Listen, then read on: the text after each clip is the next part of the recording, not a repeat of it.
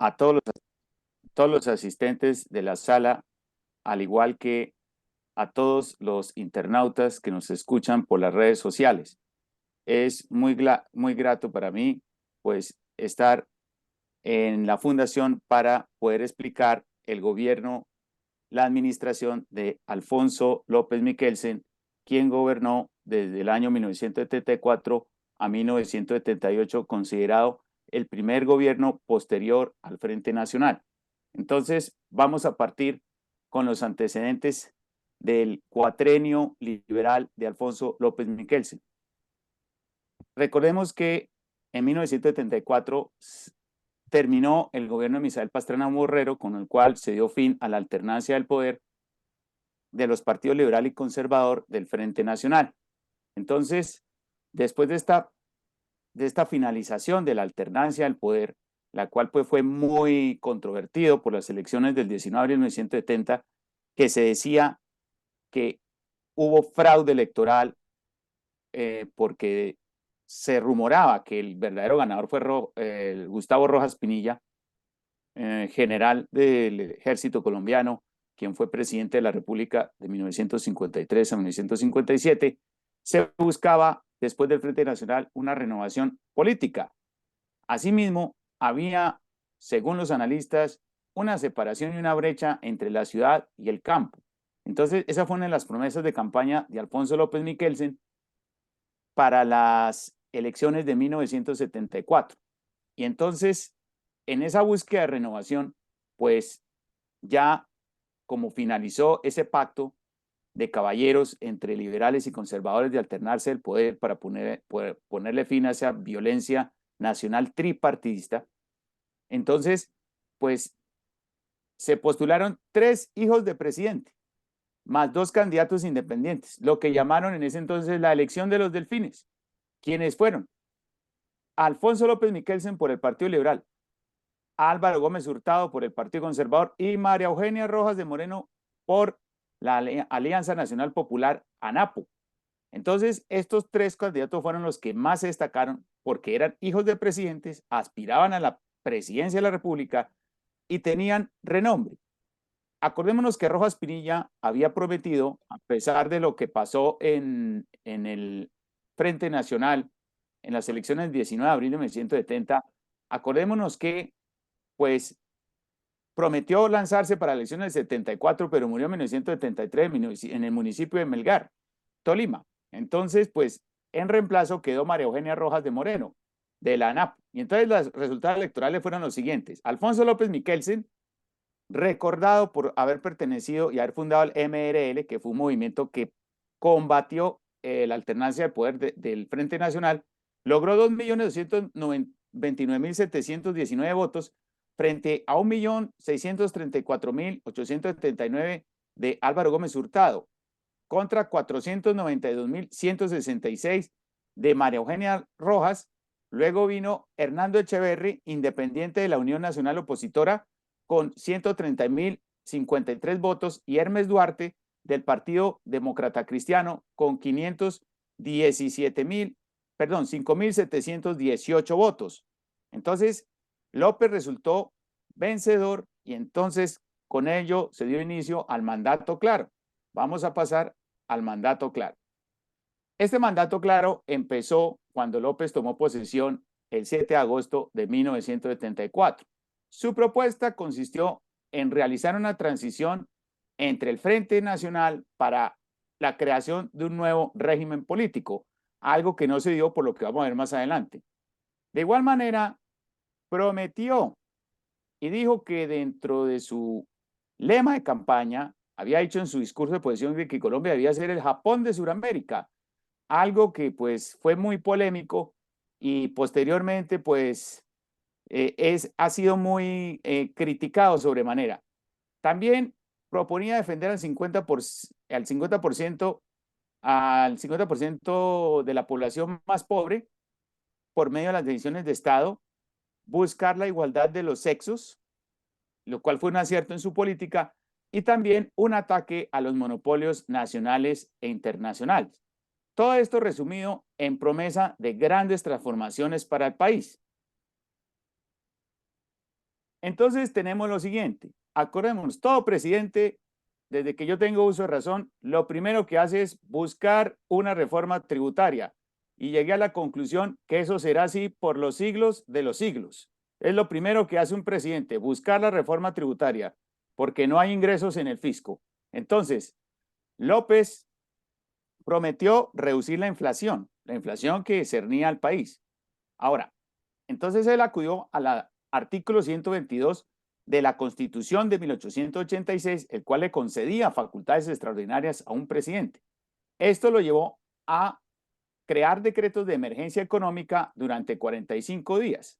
Entonces, esto también lo llevó a crear un certificado de abono tributario, el impuesto sobre las ventas, también modificación al régimen de importaciones, aumentar las tasas de interés en ahorro popular, elevó el salario mínimo a un porcentaje de 200%, reformó el impuesto sobre la renta, fomentó la producción de bienes y consumo popular, cambió el régimen para la explotación de gas e igualmente realizó un cambio en cuanto a la dinámica de política petrolera, que ya consistió en realizar contratos por asociación con las grandes multinacionales, ya no por la forma de la concesión.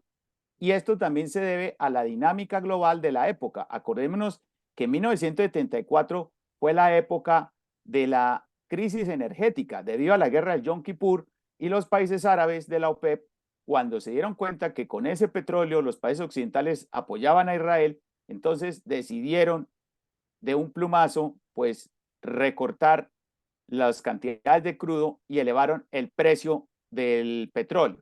Esto llevó a muchas multinacionales a trabajar con los países árabes de manera a través de la concesión. Entonces lo mismo hizo Alfonso López Miquelsen, aunque la crisis energética no tocó a Colombia. Colombia no tuvo crisis energética a diferencia de otros países a nivel global. También se inauguró la represa de Chivor en 1977, que hace parte de su decenio, y se iniciaron las labores de la segunda parte de la represa de Chivor en 1976, la cual se terminó en 1983 en tiempos del gobierno de Belisario Betancur. Asimismo, para beneficiar las exportaciones, realizó una devolución del impuesto sobre las ventas a los exportadores. Entonces, esto benefició a los exportadores sobremanera. Ahora vamos a pasar al plan de desarrollo del presidente que se llamó para cerrar la brecha. Entonces, ¿qué pasó con este plan de desarrollo económico? Se caracterizó, según los estudiosos del cuatrenio del presidente López, en que bajó la industria manufacturera. Tenemos que más o menos en promedio a un 2.8%, aunque en 1976 creció en un 10.6%. Pero en términos generales, la producción manufacturera bajó. Asimismo, se redujo el poder adquisitivo de los colombianos entre 1972 y 1975. Ya vamos a ver por qué. También se dio un aumento de la inflación a pesar de que él había prometido reducir la inflación. Entonces, por ejemplo, tenemos del 18% en 1975, 36% en 1976 y 30% en 1977. Lo que dicen los expertos en la materia es que el plan de desarrollo económico para cerrar la brecha solo se puede llevar a cabo en una mínima parte, es decir, no existían directrices económicas claras para un proyecto de desarrollo que generara resultados óptimos. Ahora tenemos otro punto que fue un acierto para la administración López, que fue el de la famosa bonanza cafetera. Resulta que en Brasil se dieron unas heladas en el año 1975, lo que benefició el precio del grano colombiano. Es decir, en 1976 estaba en promedio a 65 centavos de dólar y pasó en 1977 a 3.20 dólares. 3 dólares con 20 centavos. Entonces, esto benefició a la administración López sobremanera pero también hay críticas sobre el manejo de lo que fue la bonanza cafetera. Me explico. Es decir, se dio una acumulación de reservas, al igual que, pues, no fueron aprovechadas estas reservas para generar fenómenos expansivos a nivel urbano. Acordémonos que el país en ese entonces, incluso desde la administración Pastrana Borrero, se estaban generando unos fenómenos de expansión urbanística por la migración del campo a la ciudad. Entonces López desaprovechó esta oportunidad que hubiera servido para la expansión de la economía. Asimismo, hubo una pérdida de la capacidad salarial por efecto de auge de las exportaciones. Es decir, todo parece indicar que las exportaciones generaron esa pérdida de capacidad salarial porque entró demasiado dinero y eso generó un aumento de la demanda interna, lo que llevó a una inflación. Asimismo, acordémonos que desde el gobierno de Gerard Restrepo se generó la política de evaluación gota a gota y esto consiste en sacar de la reserva poco a poco para beneficiar las exportaciones, pero esto conllevó a políticas inflacionarias que no pudieron ser resueltas sino hasta la llegada de la administración Gaviria. Ahora, también lo que dicen los analistas sobre la administración López es que con la bonanza cafetera, al frenar estos fenómenos de expansión, también hubo negativas para solucionar los problemas que afrontaba la nación. Se hubiera podido aprovechar la bonanza en torno a eso, pero no fue aprovechada. Aún así, pues el gobierno López acumuló reservas de considerable magnitud. Entonces, vemos una dialéctica administrativa dentro de la administración López. Acordémonos que él creó un programa llamado Plan de Desarrollo Integrado, el PDI, y este plan consistía en apoyar al campesinado. Pero lo que pasó con este plan fue que, pues, se sustituyó la reforma agraria social y de igual forma, pues, este plan apoyó más que todo al alto campesinado y entonces excluyó al mediano y bajo campesinado, lo cual generó, como digo, una dialéctica en su administración y en contravía con sus postulados que había pregonado al ser el director del Movimiento Revolucionario Liberal. Miremos ahora otro de sus componentes dentro de la política del mandato claro, la apertura ideológica. ¿En qué consistió la apertura ideológica? Que hizo parte del fundamento del MRL, insertar en espacios políticos a los miembros o sectores de izquierda para que tuvieran cargos públicos. Algo como una manera de distensionar y crear una especie de desescalamiento del conflicto. También llevó a que Luis Carlos Pérez, miembro de la izquierda colombiana, fuera nombrado rector de la Universidad Nacional. Asimismo, pues reconoció a los sindicatos como el más importante, la CSTC, la reconoce oficialmente, pues siendo como un logro y un acierto de su administración. Pero las desavenencias de Luis Carlos Pérez con el gobierno nacional llevó a que él se retirara, por lo cual la apertura ideológica que trató de llevar a cabo fue más de forma que de fondo. También, dentro de una de las políticas asertivas del presidente López fue los derechos de la mujer, logrando la igualdad de los sexos. Dentro de las mujeres, muchas de ellas ocuparon cargos públicos en la administración López. Tuvieron participación en ministerios, embajadas, gobernaciones, alcaldías y otras posiciones que anteriormente le eran vedadas. En el caso tenemos a María Elena de Crobo, quien fue nombrada por el presidente López ministra del Trabajo desde los años 1974 a 1976, 2 años. Por lo general, en los gabinetes, los ministros ocupan cargos de 2 años. Asimismo, estableció el matrimonio civil dentro de la legislación de la época y con la ley 24.174 de la Constitución de 1886 se otorgó la igualdad de derechos a las mujeres y los varones. Miremos en política internacional. Ya habíamos visto en el grupo de contadora, dentro de los antecedentes, que López Michelsen utilizó la famosa frase o doctrina de la respiche simila, que consistía en mirar a varios polos de desarrollo y no a un solo frente, lo que quiere decir que rompió con el esquema que había implantado Marco Fidel Suárez desde 1918. Entonces, todo esto le valió a buscar una neutralidad dentro del marco de la Guerra Fría que se venía dando. Entonces, Colombia llegó a formar parte como país observador de los no alineados. Y acordémonos que con Belisario Betancur, Colombia pasa a ser plenamente miembro de los no alineados, una posición que aún mantiene, pero hoy en día el movimiento de los no alineados tiene una posición muy secundaria. Asimismo, restableció relaciones con el gobierno de Cuba, esto dentro del marco de una política de distensión. Recordémonos que en la década de los 70 se dieron políticas de distensión para desescalar el conflicto que había dentro de la rivalidad bipolar entre los Estados Unidos y la Unión Soviética en el desarrollo de la Guerra Fría. Entonces, más o menos, López trató de hacer una especie de política de distensión a la colombiana.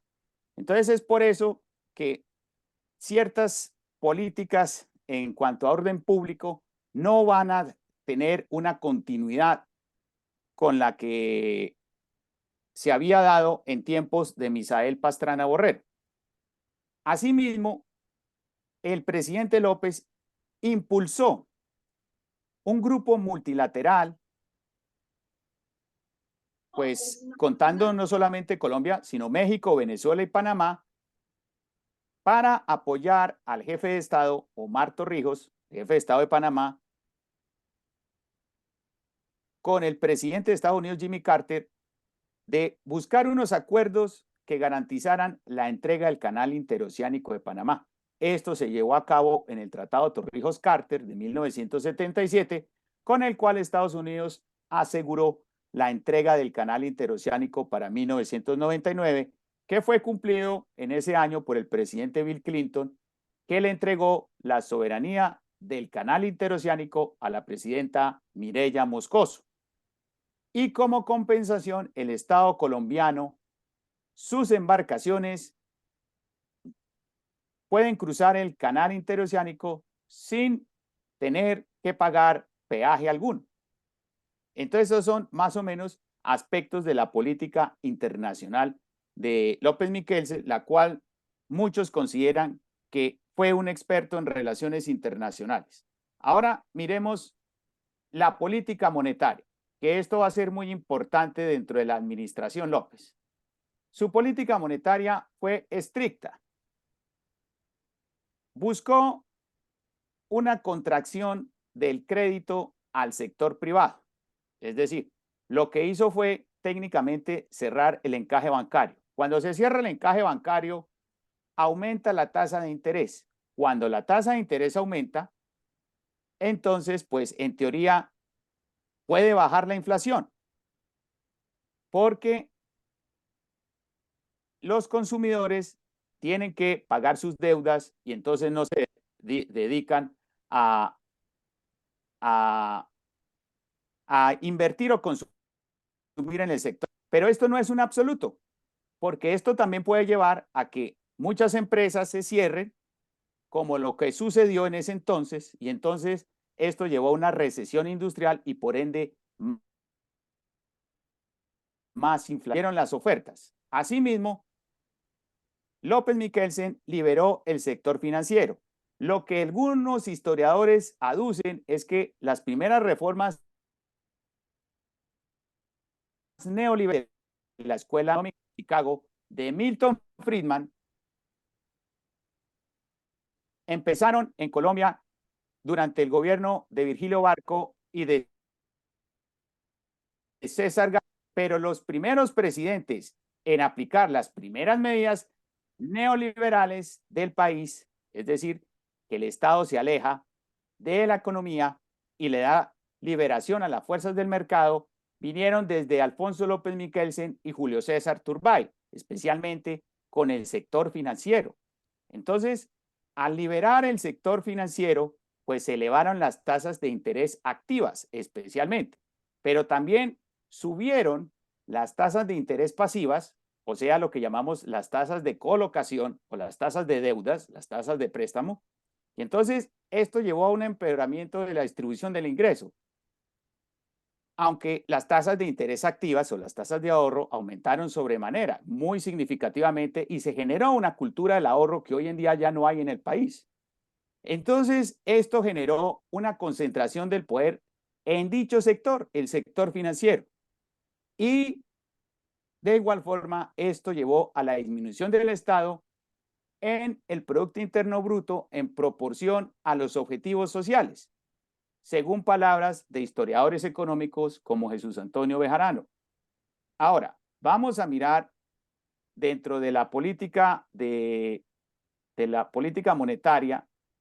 Ustedes miran acá el, el, el círculo que puse entre 1974 y 1978.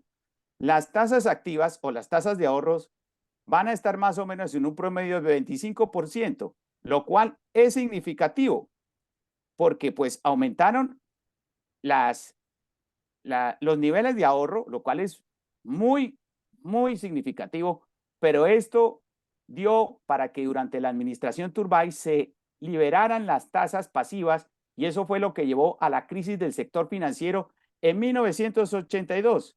Entonces, técnicamente con la administración López empezaron los preludios de la crisis del sector financiero en 1982.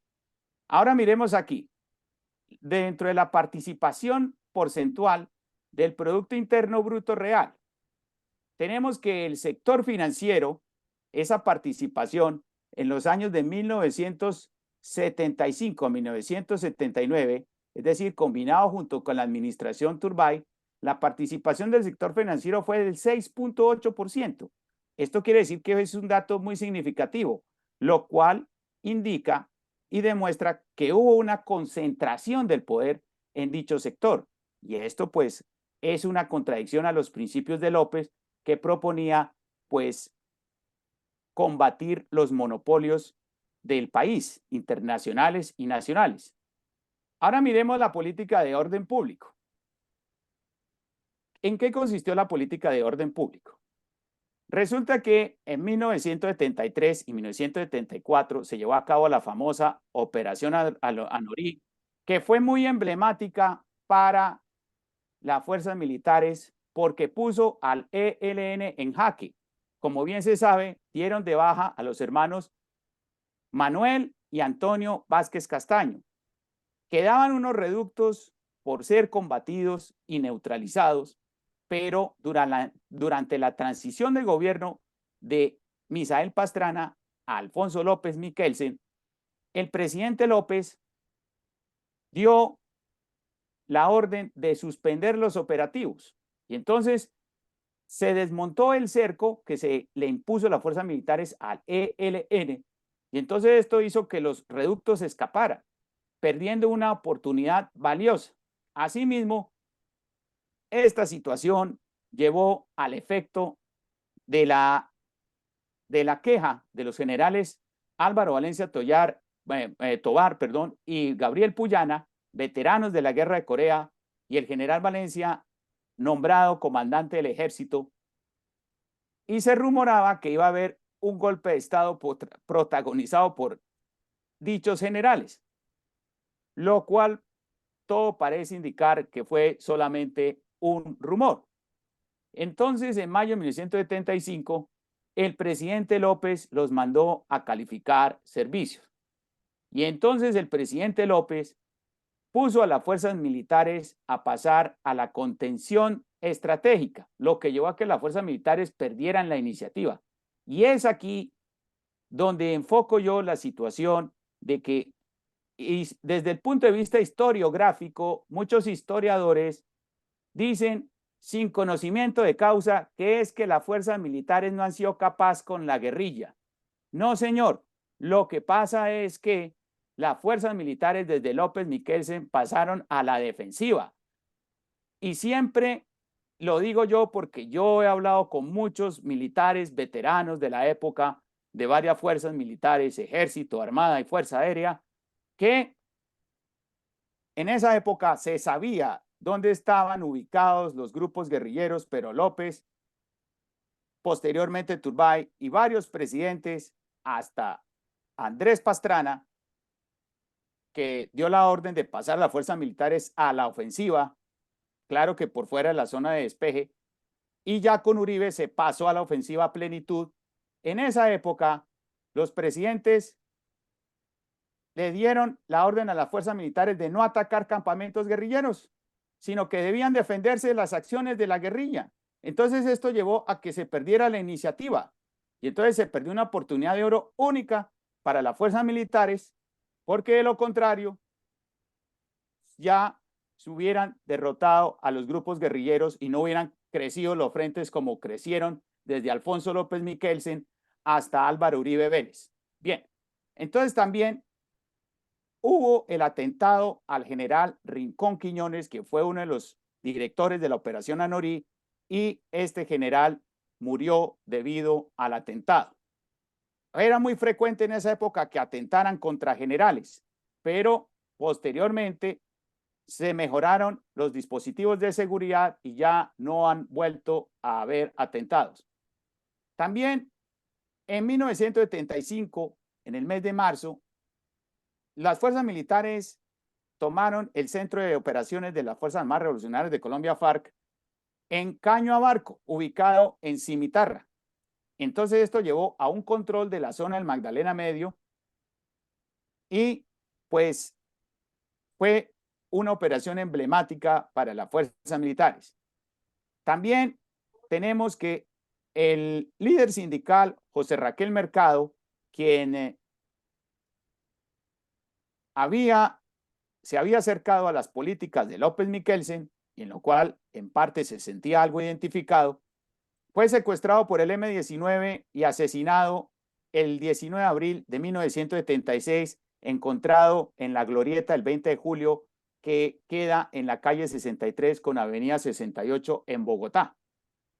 Y esto pues también fue un hecho pues muy triste para la historia del país, junto con el atentado y muerte del general Rincón Quiñones. También se formó un grupo guerrillero en las selvas del sur del país que duró muy poco, llamado el Frente Revolucionario Popular, que fue neutralizado.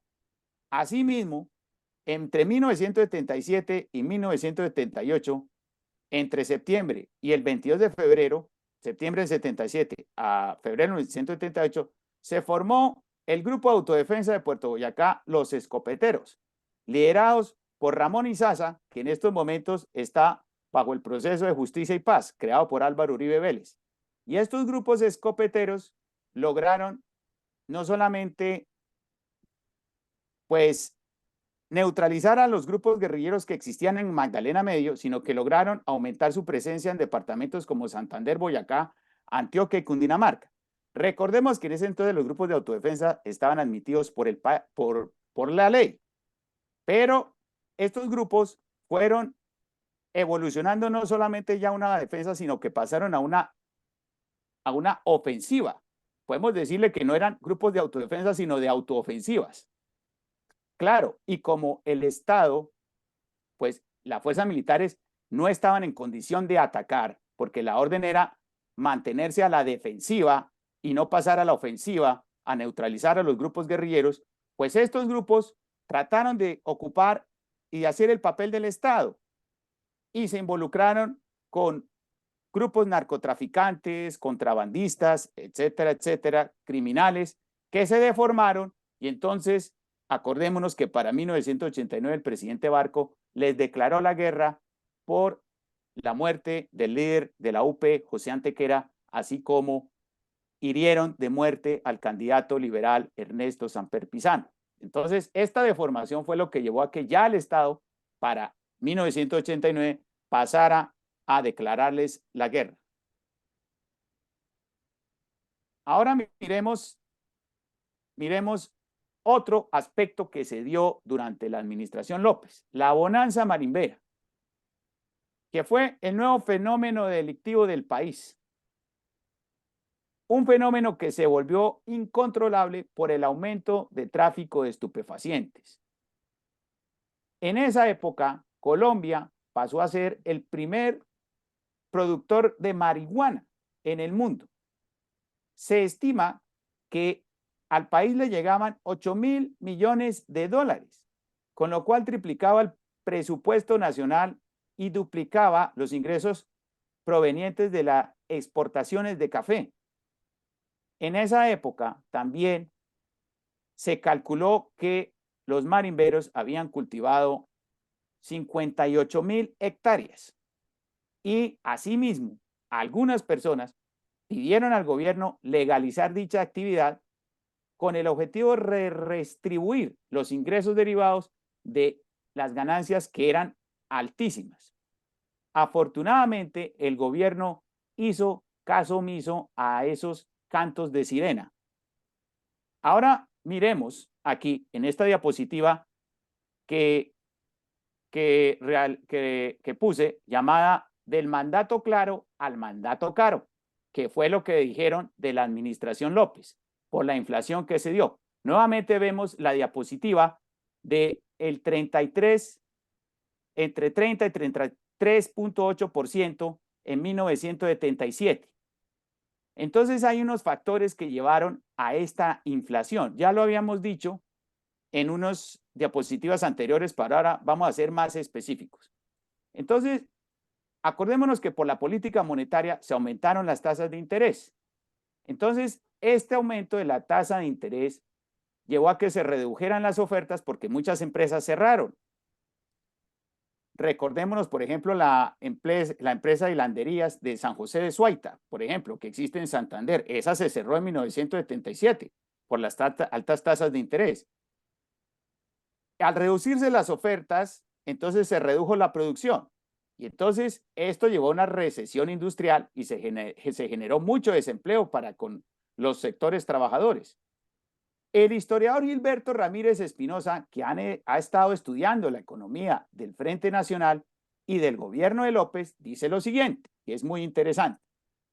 Es decir, se creó unos fondos de inversión desde el Frente Nacional para sectores productivos como cafeteros, agricultores, ganaderos, industriales y hasta los mismos banqueros, con unas tasas de interés que eran protegidas por el Estado. Entonces eso permitía inversiones de largo plazo. Esto llevó a qué? A un aumento de la demanda en dichos sectores. Y entonces ese aumento de la demanda hizo que se acumulara una inflación. Y entonces eso hizo mella en la administración López. De igual forma, como dice Mario Arrubla, que es uno de los que también ha estudiado la administración López, dice que por la bonanza cafetera, marimbera y los crecimientos en las exportaciones, entonces, pues hubo un aumento de demanda y por ende una especulación. Él lo que dice es que, por ejemplo, que muchos productores y comerciantes abastecían esa demanda interna que estaba en auge, pero que era una demanda súbita. Pero estos sectores productores no se preocuparon en aumentar el volumen material de sus ofertas. Si se hubieran preocupado por el volumen, pues habría más cantidad y por ende no habría inflación. Entonces, todos estos factores de inflacionarios fue lo que llevó al famoso paro cívico de 1977, que tal vez es el paro cívico más famoso de la historia del país en el último cuarto del siglo XX. Entonces, por ejemplo, hago un descontento especialmente dentro de los sectores trabajadores independientes y las centrales obreras por las políticas económicas de López. Como dijimos, pues se redujo la capacidad real de los trabajadores precisamente por la inflación, se aumentó la criminalidad, el desempleo, y entonces esto llevó a que el 14 de septiembre de 1977, por consenso de las centrales obreras, se diera el paro cívico. Entonces ese paro cívico, pues, no fue avalado por López. Y entonces López lo que hizo fue utilizar la policía para neutralizar el paro.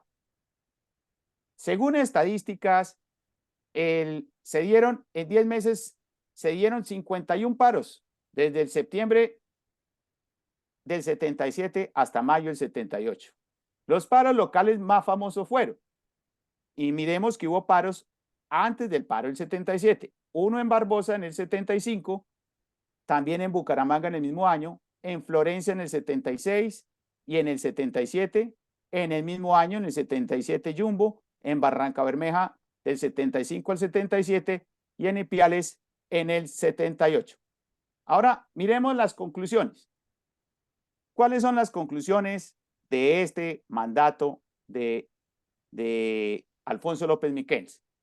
Que pues no llenó las expectativas de los colombianos, pues buscó darle a Colombia un papel autonomista en el juego de la Guerra Fría, pues lo cual se vio en su política internacional, pero se convirtió en una frustración dentro de los estratos populares que pues tenían esperanzas debido a que él había pertenecido al MRL, y llegó a ser una contradicción entre sus postulados y las gestiones de gobierno.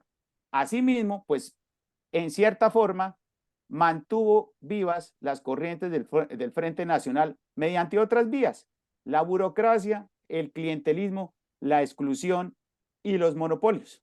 Entonces, hasta aquí llego y pues, ya pasamos a la ronda de preguntas y la ronda de comentarios con las cuales pues podemos participar todos, y muchas gracias. Muchas gracias por la conferencia. Muchas de las cosas que nos ha comentado en ese momento están viviendo actualmente, solo por manera, de alguna forma decirlo, recordemos que en Colombia se pasó de ser el Ministerio de Guerra para ser el Ministerio de Defensa. Y ahorita en este periodo de tiempo que hemos estudiado con Eduardo, desde esa época se estaban dando las órdenes para no atacar, sino defenderse. Buena cosa. Desconocimiento de la historia, repetición de la repetidera. Bueno, entonces vamos a pasar al campo de las preguntas. Vamos a hacerlo, si no levanta nadie la mano, en estricto orden, para a poder aprovechar el tiempo, los 2 minuticos, y tengan listas sus inquietudes, aportes y preguntas. Damos la palabra primariamente a la ingeniero Rosita, y se alista, por favor, Yolanda Acevedo. Muchas gracias, mi coronel.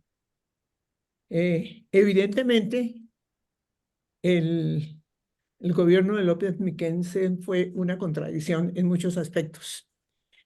Y uno de los aspectos que vivimos, los investigadores que para ese entonces empezábamos a sentir el gran problema del país rural, es que justamente empezaron a darse un montón de prelaciones a las partes altas de las cadenas, por ejemplo, en el sector productivo de alimentos en general, va desde el productor campesino hasta los grandes supermercados.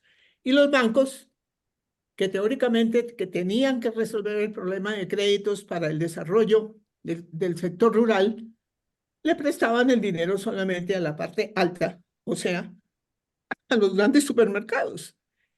Y los productores y montón de intermediarios que figuraban en ese momento, pues realmente no fueron ni mucho menos los apoyados para que hubiera un mejor sistema de desarrollo productivo, por lo menos en esa parte. Entonces, sí, una gran contradicción. una gran contradicción y sin duda alguna la consecuencia con todas esas inflaciones, de que se llegó también a ese problema tan serio, tan sumamente serio, con el UPAC. Bueno, muchísimas Muchas gracias. gracias, Rosita. Adelante, por favor, Yolanda Acevedo. Ay, Inicialista María Alejandra. coronel, muy buenas noches Buenas para todos noches. los asistentes. Me estoy reintegrando luego de un receso no motivado por mí. Entonces cedo la palabra, por favor. Ok, Muchísimas Yolanda, muchas gracias. gracias. Aquí estaré muy pendiente de aquí en adelante. Muchas gracias. Muchas gracias, Yolanda. María Alejandra, por favor. Alexandra, por favor, adelante. Muchas gracias. Yo tengo. Se te fue la señal, estás muy mal de señal. Está el micrófono abierto, pero no te escuchamos. Las decisiones que se toman, pero realmente detrás de ellos mismos como presidentes están toda una serie de asesores. ¿Quiénes, no sé si puedes responderme esta pregunta, quiénes serían sus asesores para la imposición de estas políticas y cómo se llevaron a cabo? Eduardo, adelante. Buenas noches, María Alexandra. Me place saludarte sobremanera. Sí, bueno, no tengo claro quiénes fueron los asesores del expresidente Alfonso López Miquelsen, pero podemos más o menos intuir que varios dirigentes del Partido Liberal pudieron haberlo asesorado. De pronto, expresidentes como de la talla de Carolina Restrepo o Alberto Lleras Camargo. Es probable que también parte de su gabinete ministerial lo hubieran podido asesorar. Acordémonos que él fue el que inició, fue el primero que inició, pero de manera gradual, no a plenitud, con la liberación de las fuerzas del mercado, especialmente dentro del sector financiero. Y entonces, como digo, esta liberación del sector financiero pues va a llevar a una concentración del poder en dicho sector para que luego durante la administración Turbay se liberen las tasas pasivas de interés para llegar en 1982 a la crisis del sector financiero, pues la cual pues fue algo muy traumático dentro de la historia económica del país. Muchas gracias, Eduardo. Y otra pregunta para ti. ¿Qué papel habrán jugado, se me ocurre ahora, Sarmiento Angulo y Santo Domingo en este tiempo histórico? ¿Cuál sería su influencia a nivel económico y a nivel de gobierno? Porque su influencia siempre ha sido No, grande. correcto, sí. Bueno, eso se me olvidó explicar. Claro, tuvieron un papel muy significativo. No tanto pienso que Sarmiento Angulo, que creo que Sarmiento Angulo estaba más dedicado a la construcción en esa época, pero sí dos grupos empresariales que tuvieron un papel importante fueron el Grupo Santo Domingo y el otro que fue el Grupo Masuera, que tuvieron un fenómeno significativo, un hecho histórico muy significativo, que fue la disputa de la compra de las acciones de Avianca. Recordemos que Avianca pertenecía a Juan Tripp, el dueño de Panam, y entonces las aerolíneas funcionaban en parte con subsidios de los respectivos estados nacionales para que operaran las aerolíneas. Cuando Richard Nixon decidió liberar el mercado, porque él fue uno de los primeros también en liberar las fuerzas del mercado en Estados Unidos, entonces Nixon decidió desmontar los subsidios a nivel general y en parte a los subsidios de las aerolíneas. Entonces Juan Tripp decidió vender las acciones de Avianca y se dio una puja dentro del Grupo Masuera y el Grupo Santo Domingo para comprar las acciones de Avianca. Terminaron en demandas mutuas. Incluso llegaron a la Corte Suprema y fue esta institución la que tuvo que decidir qué grupo empresarial debía poseer las acciones de la aerolínea. Lo que quería decir que si estaban disputando disputando la propiedad de la aerolínea es porque era una mina de oro. Y entonces ellos tuvieron un papel muy importante en la medida que pues tanto el presidente López pues nunca intervino sobre ellos. Entonces terminó en una contradicción de que prometió combatir los monopolios, pero realmente la realidad fue otra, nunca los combatió. Antes pues dejó que ellos pues operaran en el mercado. Y también otro grupo que influyó en la economía del país en ese entonces fue el sector financiero, como el grupo Gran Colombiano, que acordémonos que entre la administración López y en la administración Turbay, por los autopréstamos que se generaron, terminaron en quiebra. Este grupo Gran Colombiano era el que había decidido patrocinar la celebración del Mundial Colombia 86, el Mundial de Fútbol. Pero como este grupo se quebró, entonces la administración Betancourt decidió pues que Colombia no sería sede del Mundial, debido a que pues los costos del Estado serían muchísimos y el Estado no estaba en capacidad de, de, de, de, de, sí, de hacer un Mundial con las condiciones que exigía la FIFA. Además, porque solamente le entraría al país 5% de las regalías. Entonces, la pérdida del Grupo Gran Colombiano también hizo parte de esa política monetaria introducida por López y esa política de liberación de las tasas de interés que va a ser mella, más que todo, ya durante la administración Turbay, porque van a haber unas políticas especulativas muy altas dentro de dicho sector, lo que lleva a la crisis del sector financiero del 82. Gracias, Eduardo. Gracias, Eduardo. A ti, María Alexandra. Vamos entonces con los señores. Mi coronel Pachón, adelante y se alista mi coronel Carvajal. Don Eugenio, buenas noches. Muchas gracias al doctor Eduardo por esa recorderis del mandato claro. En Gracias, razón coronel, muy amable. a que logré pues hacer parte de la fuerza pública en el momento de su mandato.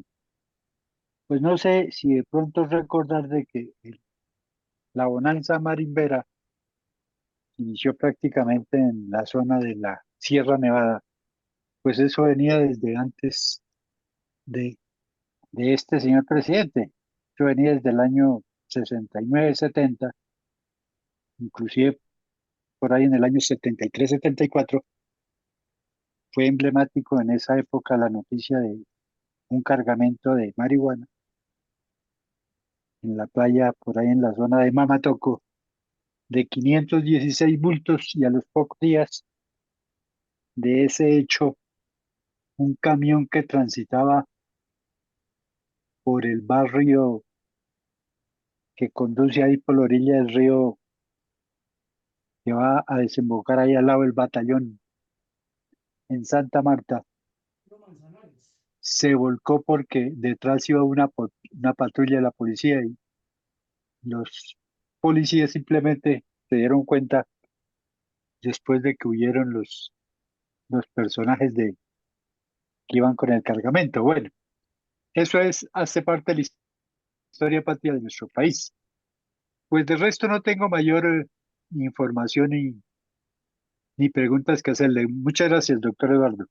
No, coronel, a usted sí, claro, yo también podría complementar una información, sino que por razones de tiempo no lo vine a decir, sino que ya para 1975 el presidente López dio la orden a todas las fuerzas militares de desplazarse a La Guajira precisamente para controlar el famoso tráfico de drogas por efecto de la bonanza marimbera. Y entonces, pues, enviaron helicópteros de la Fuerza Aérea, de la policía, en ese entonces también. El ejército no tenía helicópteros, pero pues también enviaron al ejército y a la policía, pues para contrarrestar a los traficantes de marihuana que existían especialmente en la zona de La Guajira y la Sierra Nevada de Santa Marta. Claro que sí. Okay. Sí, eso fue un periodo muy, muy candente, ¿no? Dentro de la historia del país. Y como se vio, pues que habían funcionarios públicos que le proponían y le hicieron cantos de sirena al presidente López. Y entonces, pues, se vio, pues, que habían funcionarios públicos que le proponían y le hicieron cantos de sirena al presidente López. Y entonces, pues, se vio, pues, que habían funcionarios públicos que le proponían y le hicieron cantos de sirena al presidente López. que legalizara el tráfico de drogas. Gracias, Eduardo. Tiene la palabra mi coronel Carvajal y se alista mi mayor Mendoza. Gracias, señor Coronel Alarcón. Buenas noches para la sala. Gracias, Eduardo, por su ilustración. Quisiera hacerle una pregunta. ¿Cuál es la participación del Partido Comunista en el gobierno de López Miquelsen? Gracias. Coronel, me place saludarlo, muchas gracias. Sí, técnicamente dentro de la apertura ideológica promovida por el presidente López, pues el Partido Comunista desde el Frente Nacional, pues legitimó, decirlo de alguna manera, al MRL. Es decir, nunca lo criticó porque pues en esa época decían que el MRL era, sectores de izquierda decían que el MRL era un movimiento creado por los Estados Unidos, pero nunca, no fue así, fue un movimiento propio creado por Alfonso López Miquelsen. Entonces, pues dentro de la apertura ideológica del gobierno de López, pues técnicamente fue legalizando los partidos de izquierda. Entonces, eso hizo parte de su política de apertura ideológica. Y por eso, en parte, yo también interpreto que esa política de apertura ideológica también fue lo que llevó a que pues suspendiera los operativos en Anorí y pues hiciera de que López buscara como una especie de desescalamiento del conflicto, así como lo estaba haciendo Nixon, pero él lo quiso hacer como a la colombiana, a una pequeña escala, y que las fuerzas militares pasaran a la defensiva y que no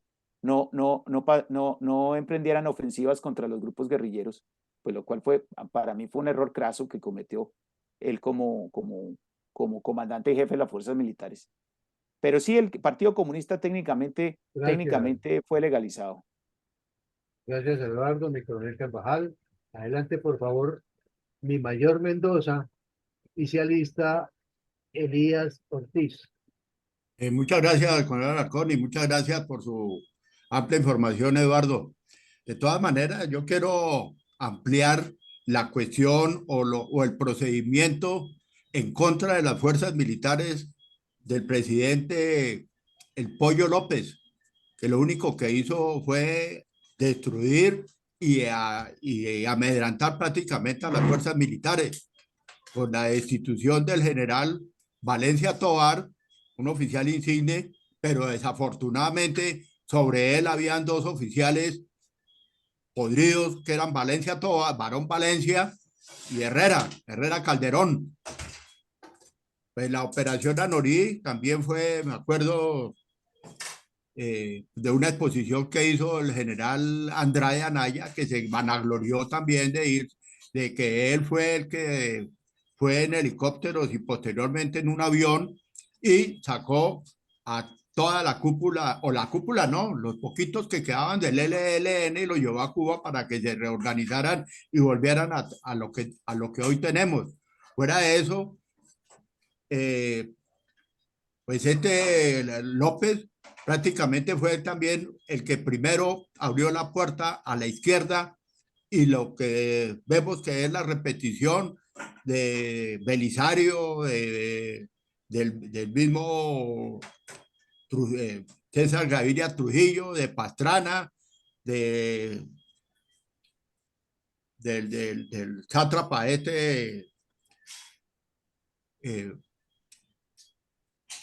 ¿Samper? No, ¿Santos? Santos. Y ahora, pues, imagínense, desafortunadamente eso es lo que nosotros estamos viendo y ahí tenemos los resultados de qué es lo que que sacan, que sacó Uribe con pegarle la sacudida a todos y vino el otro y le deshizo absolutamente todo. Y desafortunadamente la falta de carácter y de berraquera por parte de Duque, que también fue muy, muy blandengue. Muchas gracias. Correcto, Mayor. Muchas gracias por sus comentarios muy, muy interesantes, muy buena complementación, porque uno como historiador no se las sabe todas. Gracias, Sí, Eduardo. sí, yo veo que es que, pues ya un minutico, es de que para mí, ¿no? Pienso que es que la dirigencia política no ha tenido en cuenta a las fuerzas militares como instrumentos de alta política. Y yo pienso que eso es lo que se debe replantear dentro de la política colombiana, porque lo militar está ligado con lo político y es lo que desconocen la dirigencia política y entonces por eso estamos teniendo los problemas que se ven hoy en día porque no le dan continuidad. Y yo creo que el presidente de Colombia no debería ser el comandante en jefe de las fuerzas militares porque no generan continuidad en las políticas de orden público. Muchas gracias. Eduardo, gracias. Tiene la palabra entonces mi sargento mayor Elías y se alista mi coronel Iván González. Gracias, mi coronel, buenas noches. Buenas noches. Profesor Eduardo, cordial saludo. Muchas gracias, sargento. ¿Sargento? Sí, señor. Sargento mayor. Sargento Elías, sargento mayor. Sí, correcto. Profesor, se dice que durante la bonanza cafetera se generó una gran acumulación de reservas, que pudo haber sido muy positivo para el desarrollo del país si hubieran sido bien empleadas. Desde su concepto, ¿qué fue lo que pasó con esto? ¿Cómo fue su manejo que a todas luces resultó negativa para el país? Gracias, doctor. Gracias, sargento mayor Elías, a usted. Bueno, lo que yo pienso es que, pues, bueno, López quiso acumular reservas para hacer al sector financiero, por un lado. Por el otro lado, pues, López estaba buscando esa acumulación de reservas para generar un desprendimiento de políticas financieras internacionales, porque en esa época el país dependía mucho del sector financiero internacional. Entonces, López logró un cambio. Entonces, yo creo que esa acumulación de reservas obedeció a eso. Y también, pues, en parte, pues, hubo digamos que una ambigüedad, porque no utilizan las reservas, pues, para generar fenómenos expansivos, aprovechando la bonanza, fenómenos de expansión urbana, que hubiera favorecido mucho la economía del país. Pero también esas reservas contribuyeron a que Colombia no tuviera el problema que tuvieron muchas naciones en la década de los 80, que es lo que llaman la década perdida. Colombia no ha tenido problemas monetarios por excelencia. Es uno de los países que mejor maneja la economía monetaria, porque muchos países, acordémonos, Brasil, Argentina, Bolivia, Chile en la época de Allende, y bueno, Nicaragua por la cuestión de conflicto de los sandinistas con los contras en los 80. Resulta que cuando el Fondo Monetario elevó las tasas de interés por unos petrodólares que prestó a naciones de economía emergente, muchas naciones no cumplieron con sus pagos, y entonces al elevar las tasas de interés, estos países tuvieron que utilizar la sola reserva para pagar los intereses de la deuda. Entonces esto los llevó a políticas y unos fenómenos de hiperinflación que de casi 10.000, 8.000%, y entonces tuvieron problemas económicos serios. En Colombia no atravesó por eso, afortunadamente, y en parte eso se debe a la acumulación de reservas que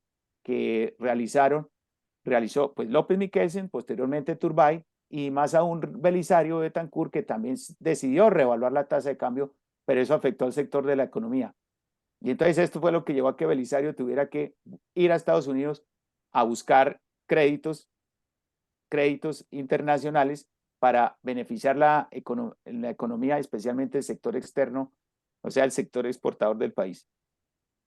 Gracias, Eduardo. Mi sargento mayor Elías. Tiene la palabra mi coronel González y se alista Eduardo Carrillo.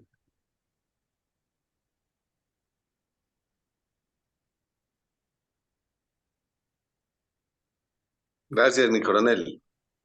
Gracias. Pues realmente no tengo ninguna inquietud respecto a esta exposición que ha hecho Eduardo. Solamente reconocerle el conocimiento y el aporte académico tan valioso que nos acaba de hacer en esta noche. Muchas gracias, mi coronel. Gracias, mi coronel. Muchas gracias, coronel, a usted. Eduardo Carrillo, finalmente. Hola, buenas noches a todos. Muchísimas gracias por la invitación. Y nada, ya estamos por aquí otra vez después de la Semana Santa y estar disfrutando de estos días maravillosos. Bueno, yo quería decirle a Eduardo también que creo que hay dos objetivos negativos. El primero es dar las instrucciones que se le dieron a las Fuerzas Armadas de no atacar directamente los objetivos, sino que realmente defenderse. Eso, a mi modo de entender, lo que creo es mantener directamente la fuerza enemiga en su situación y expandirse mucho más y crear mucho más territorio y afianzarse directamente con mucho más fuerza. Porque automáticamente lo que hace es la población se adhiere directamente al enemigo.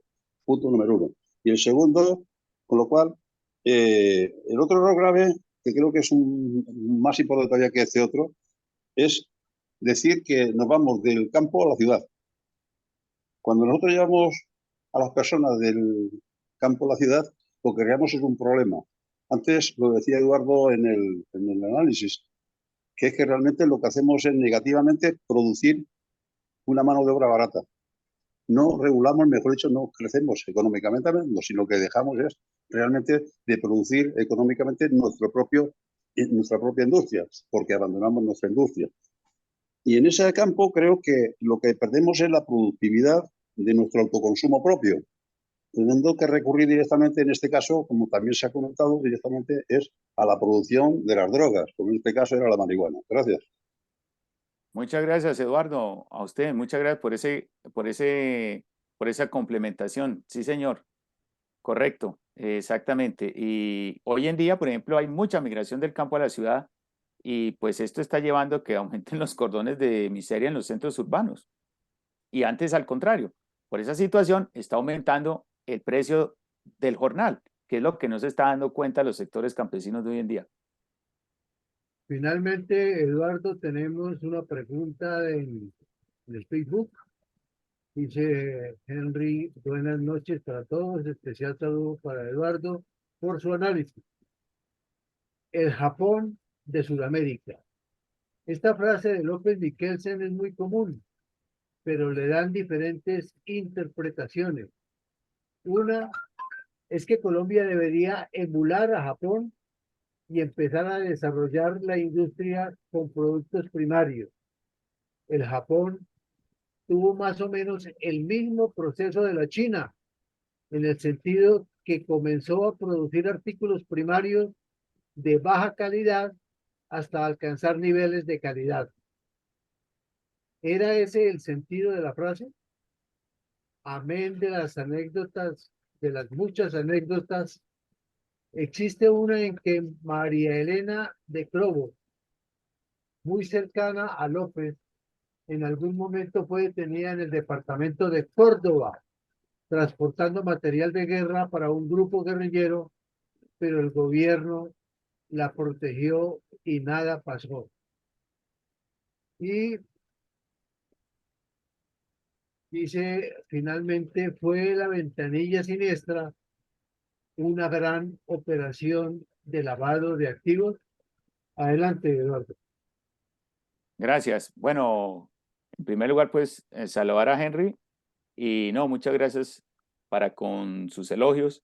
Bueno, en cuanto a la pregunta del Japón de Sudamérica, lo que yo interpreto es que sí, pues López lo que buscaba era que estimular al sector empresarial del país para que a través del ahorro, y acordémonos que países como Gran Bretaña y Japón son países que estimulan mucho y tienen la cultura del ahorro. Hay otros países que no lo tienen, como Estados Unidos, pero tienen la cultura del ahorro, especialmente Japón. Y entonces era lo que él estaba pretendiendo, a través de esa cultura del ahorro, porque miremos que elevó las tasas activas de interés.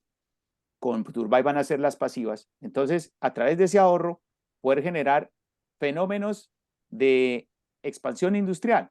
Pero eso no se dio porque se dio el fenómeno contrario, porque muchas empresas cerraron. Y entonces, de ahí el paro del 77. Entonces, entró en una contradicción. Y también lo que he hablado con varios economistas es que desde esa época, acordémonos que Japón había desarrollado la famosa teoría Z, calidad total.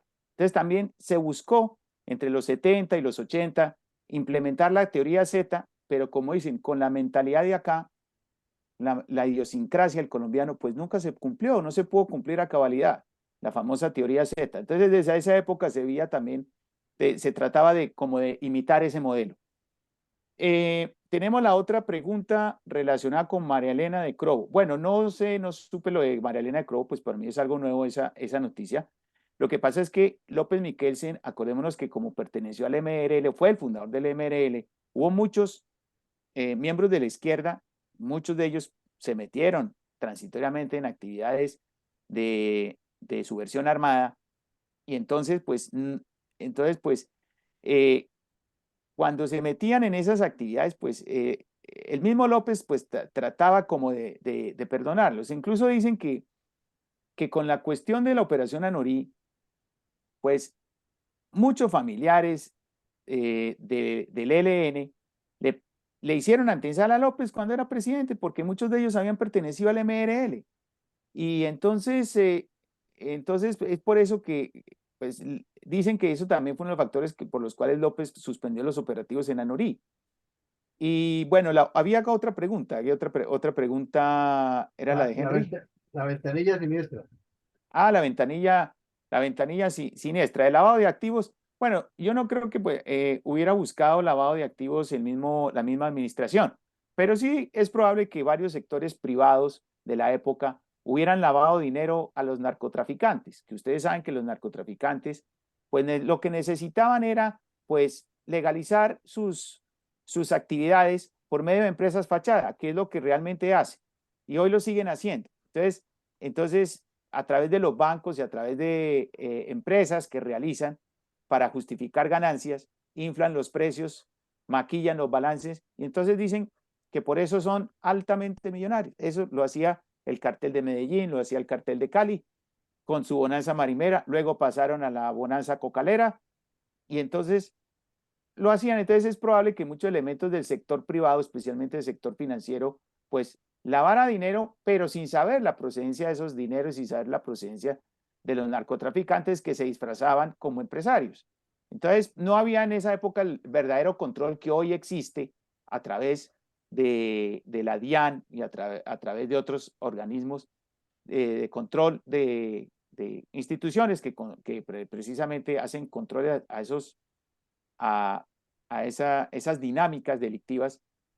No lo había, entonces era muy fácil que se lavara dinero, pero no creo que hubiera sido por la complacencia de López, sino que no existían los mecanismos para detectar el lavado de dinero. Entonces la lucha frontal contra el crimen organizado viene desde la década de los 80, especialmente desde Belisario Betancur y con el nuevo liberalismo liderado por Luis Carlos Galán y el ministro de Justicia Belisario Betancur, que también era el segundo al mando del neoliberalismo, Rodrigo Lara Bonilla, luego Enrique López Murtra. Entonces se generó un legado ya para las generaciones, administraciones presidenciales de lucha frontal contra el crimen organizado, y entonces se han especializado más para detectar lavado de activos. Muchas gracias, Eduardo. Definitivamente excelente la información, y eso que fue poquita. Entonces, pues felicitaciones, y ya a todos agradecerles la disciplina y el buen uso del tiempo que le han dado.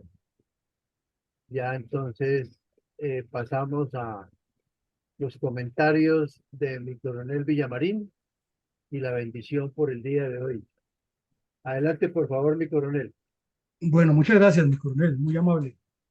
Y a usted muy amable, Eduardo. Entonces le quiero poner una tarea para usted y María Alexandra, que a dos voces, en 50 minutos, nos analicen en el próximo viernes, o sea, de este que viene en 8 días, creo que es 13, si no estoy mal, o 12. Bueno, la fecha que sea.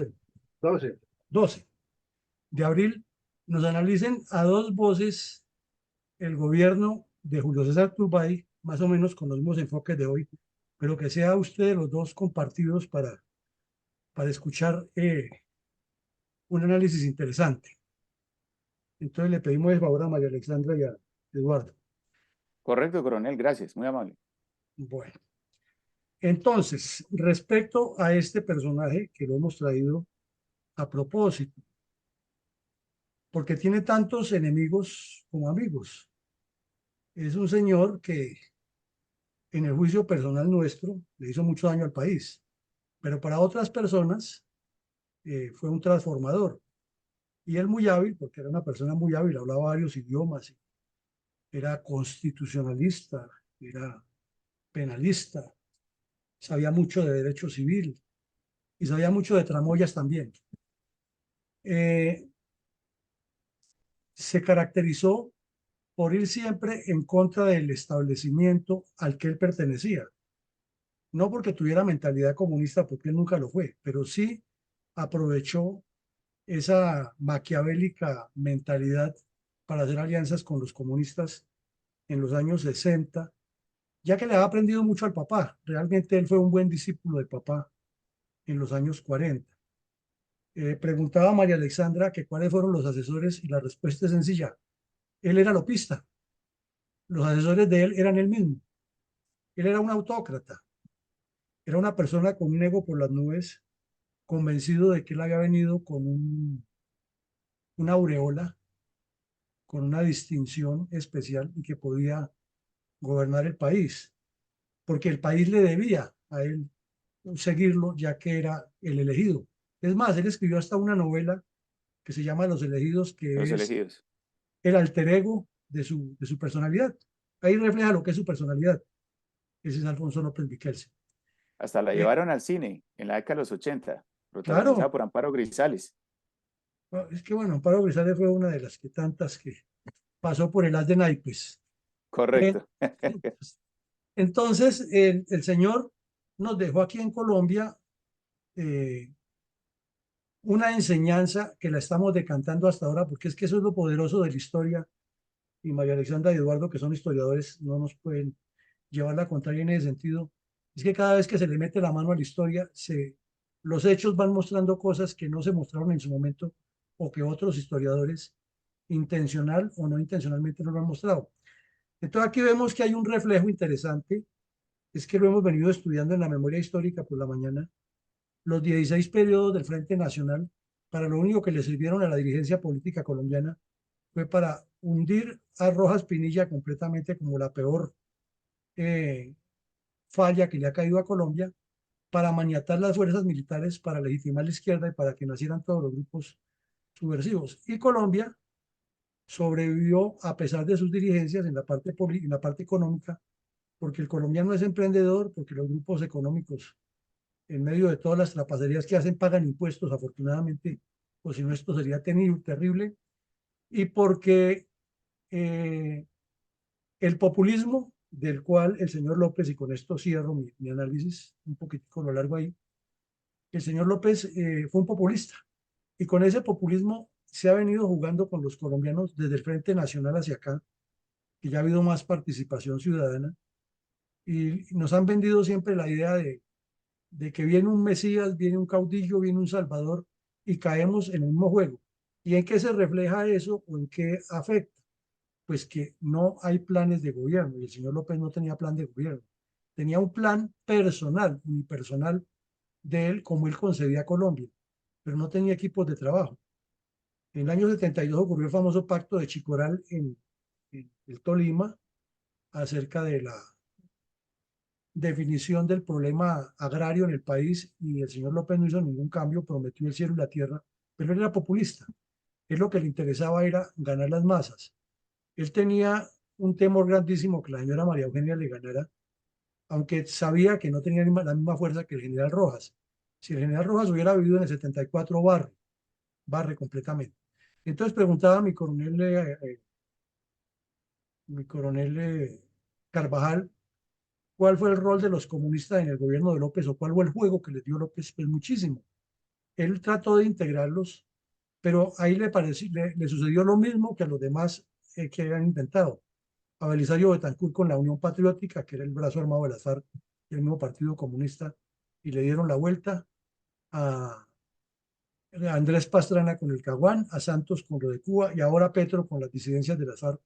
Le hicieron exactamente los comunistas de Armado. No se dejaron doblegar porque ellos tienen su agenda y lo único que les conviene es cuando les entreguen el poder. O sea, ellos todo lo demás lo ven es como un enemigo de clase. Entonces el populismo del señor López nos demuestra eso y nos enseña que tenemos que seguir estudiando la historia. ¿Para qué? Para que quien vaya a participar en política hable con argumentos y no con el hígado. ya que en una discusión de estas, lo elemental es irse en ristre de una vez contra que el señor López hizo la ventanilla siniestra que favoreció a mucho delincuente de cuello blanco, y él no era la excepción, que favoreció también a unos grupos económicos importantes, lavó dinero, sí lo lavó porque le lavó la imagen a un montón de nuevos ricos que ahora son señorones en Colombia, le metió una inyección grandísima a la política de dinero oscuro que no existía, pero no solamente con los comunistas. López fue un jugador de cartas igual a Santos, es que son muy parecidos. Aquí en la memoria histórica analizamos el caso, y con esto cierro definitivamente, del señor Cornelio Reyes, que estuvo en duda todo el tiempo su relación con las bandas conservadoras de pájaros que asesinaban gente en el Valle en la época de los 60, que fue sorprendido de orador principal en la muerte de un bandido de esos aquí en Bogotá, pero que en una maniobra muy hábil se salió con la suya y siguió de ministro de Comunicaciones, y luego López lo tuvo de ministro de Gobierno y luego de embajador de Colombia. Entonces, como vemos, López era un malabarista, jugaba cartas para todos lados, jamás pensó en Colombia, sino en su populismo. Eso nos hace entender aquí que para comprender mejor la política colombiana debemos estudiar a todos esos personajes para anticiparnos a sus maniobras, que siempre son del mismo estilo y que siempre son oscuras. Y por eso insistimos tanto que ahora que viene el periodo del 26, están haciendo el juego los mismos con las mismas estratagemas. Entonces llegamos al final del ejercicio. Les agradecemos muchísimo a ustedes. Los invitamos mañana a continuar con estos análisis estratégicos que nos dan mucha más claridad política. De nuevo, muchas gracias, Eduardo, por su aporte, y a todos les deseamos una feliz noche y que Dios nos siga bendiciendo. Gracias, coronel, a usted. Muchas gracias. Muchas gracias. Gracias y feliz noche.